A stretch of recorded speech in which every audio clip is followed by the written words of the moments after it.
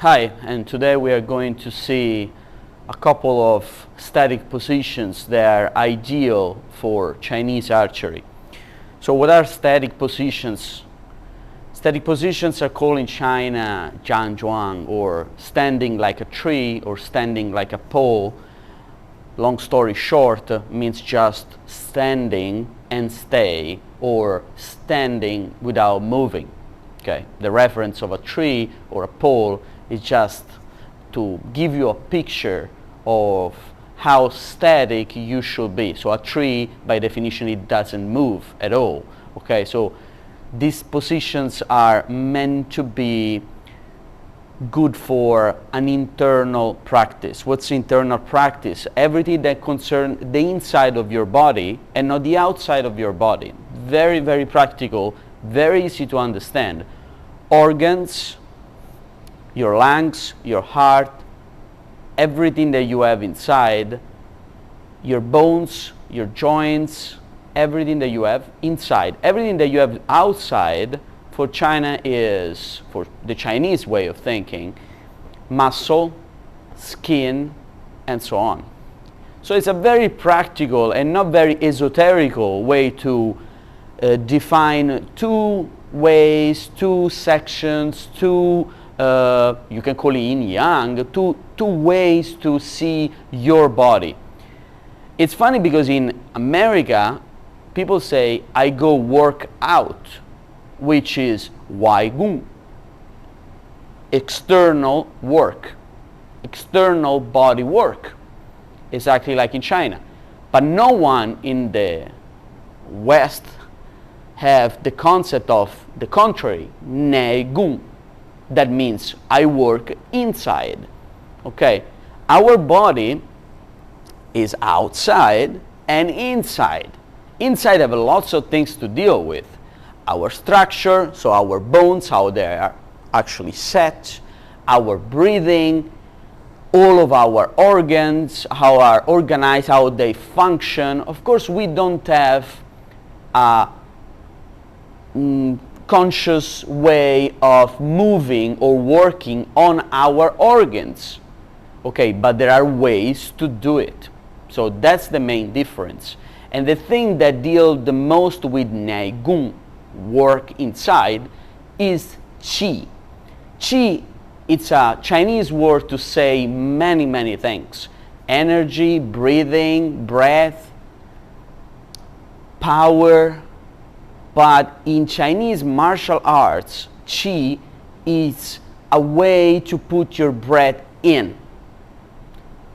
It's not the same as what we can do in Western boxing, Western gymnastics, and so on and so on. But this will require hours and hours of explanation. So for now, just think that qi is to breathe inside. So to breathe outside, to breathe inside. This is qi. Okay, perfect. For now, it's okay. We saw very often in any Chinese traditional martial arts the position of mabu or mabo or mapu. Okay, that just means horse stance. It's not really the position of the horse, which of course is not in this position. This position is the knight, the person who's riding the horse. Okay, so it's the riding position. Okay, never take Chinese too literal. Okay, otherwise the meaning could be anything and nothing, or more often than ever, completely wrong. Okay, so if you don't know how to decode the Chinese language, it's better to refrain completely from any translation. Chinese works like a code. For example, chicken and water means chicken and water, but if combined, may be whatever, airplane or whatever. So this is just a very exaggerated example, just to give you an idea how mapu is actually meant to be. Is the position that you have when you go horse riding. That's why in very, very old styles, mabu is never wide.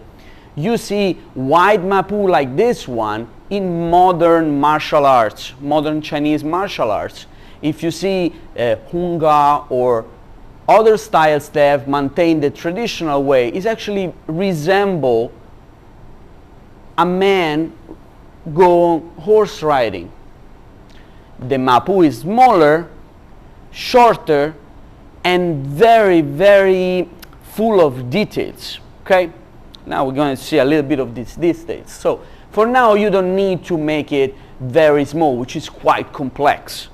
Just make it as relaxed as possible, not too wide, not too small. Let's say slightly larger than the width of your shoulders. Okay? The feet are parallel, okay? Are not wide, are not inside, are parallel to each other and straight from your torso, okay? Sink your hips means you have to open the coccyx articulation and just faking that you are sitting on an imaginary chair. So if I go in this direction, it's not good. If I go in this direction, it's also not good. But if I picture them sitting on an imaginary chair, I just go straight and right.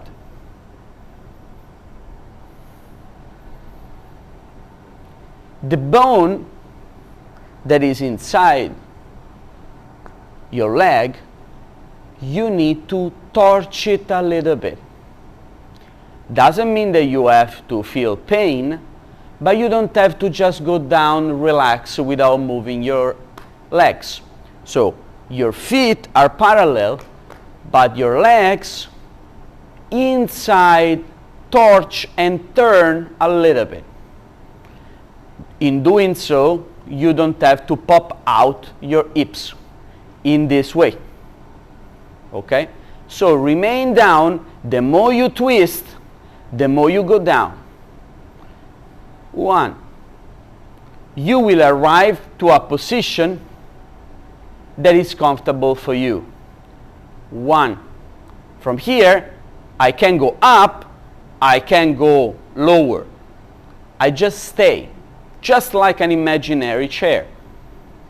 And I will be stable, relaxed, because I'm counting everything on my structure, on my bones, not on my muscle. And with the time, I will be relaxed and comfortable. Feel the weight of your body going 50% and 50% on both legs, and be comfortable. Spine is straight, the shoulders are down. Now we are going to see what we do with the hands that is very ideal for Chinese archery. In the style that I study, Wenshengquan, this is one of the basic 5 static positions at the beginning of the style. Are very important to understand and to develop the characteristics of that style, which is a very ancient style, and like every ancient style, was a preparation for the use of weapons. Which weapon we are training for doing this? Archery. So my master keeping saying, it's for archery, it's for archery. But he never really took a bow and tried. I tried, and this was pretty much like 20 years ago, almost 15. And then from there, I developed my style of archery. So my style of archery is not invented by me, but everything that I do is actually a proper martial art. They have pretty much 200, 250 years. Let's see the static position. I'm sure that will help most of you. We go up, we open, then we sink down.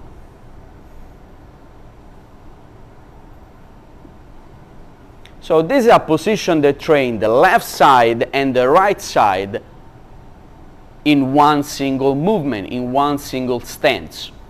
This is good because we don't have to repeat the exercise one side and another, but it's also make it very difficult because we have to care about both sides to be the same and to train equally.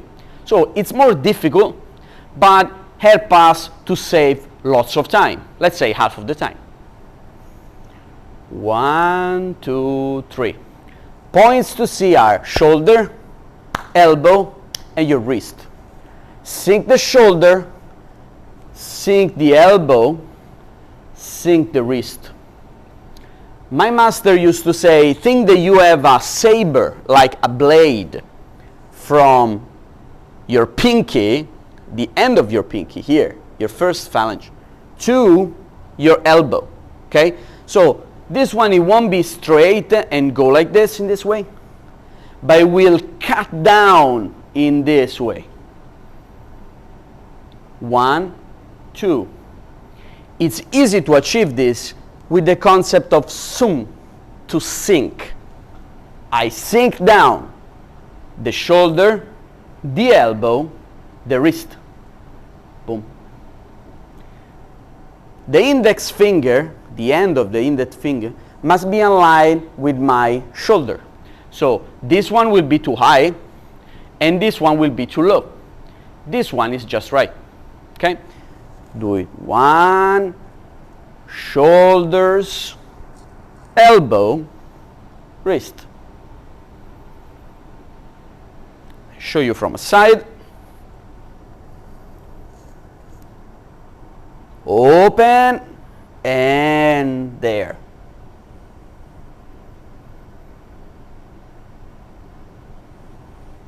This will help you to open all of your chest, okay, which usually is not used in this way because we use our hands frontally in this way.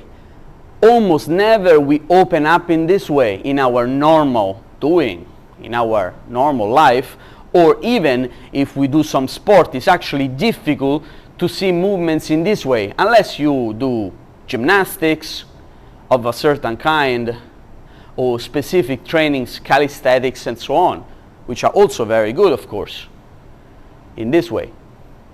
To be completely balanced from one side to the other side. When I say balanced, I don't mean that you have to look the same. Of course you have to look the same. If one is like this and the other one is like this, of course it's not good. Need to be exactly the same. But it means internally you will start to breathe and to bring your chi in this way. Then to breathe and bring your chi in this way. Doing both, it's more difficult. You have to open up, sink your articulation, and you will learn the most important thing in Chinese archery, how to actually put your shoulders. It's not really the most important thing to do in Chinese archery, it's the most important thing to do in Chinese martial arts. And I will stretch it to karate and many other martial arts. Every martial art have a way to understand, develop, and train how you actually put your shoulders, because your shoulders are the only getaway from the energy of your whole body to the hands.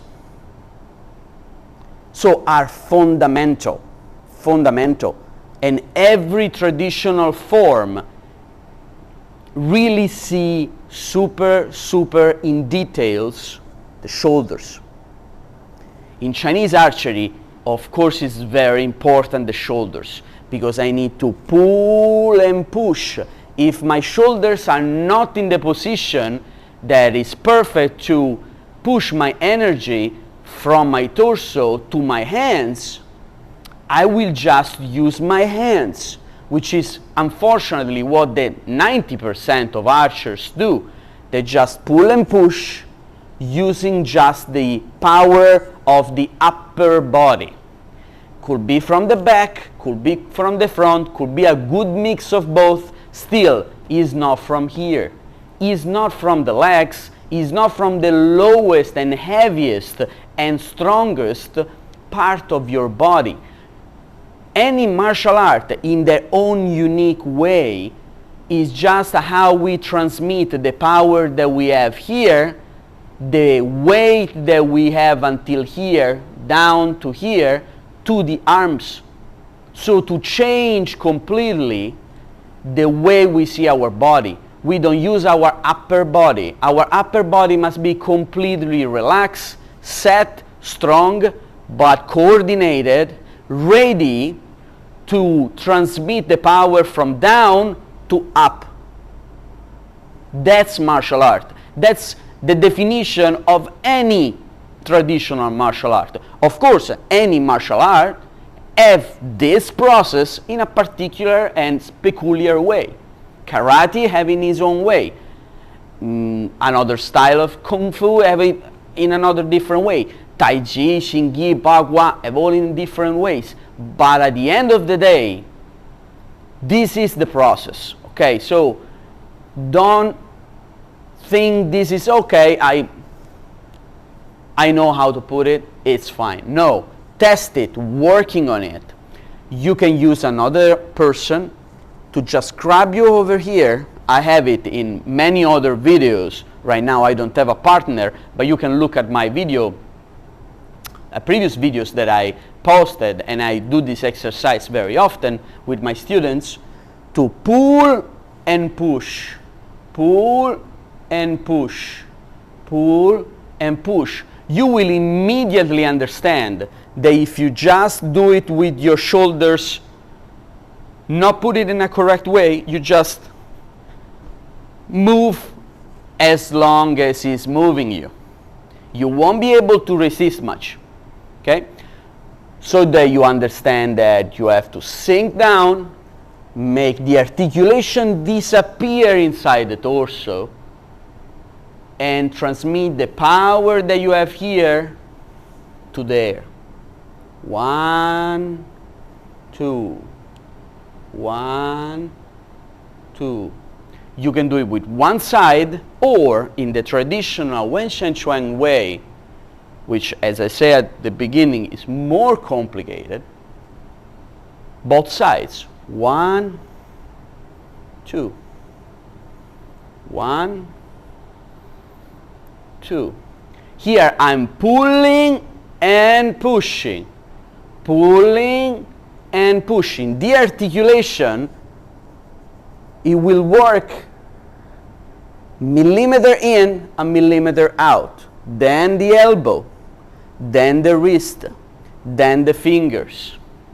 All the articulations from the inside out that will spread and contract. Spread and contract. But I don't do it voluntarily, just like doing this. I do it with the use of qi, my breathing, that goes down. 1, 2. So the outside, it doesn't seem that I'm moving much my arm, because I'm not doing this, but I'm moving here. 2.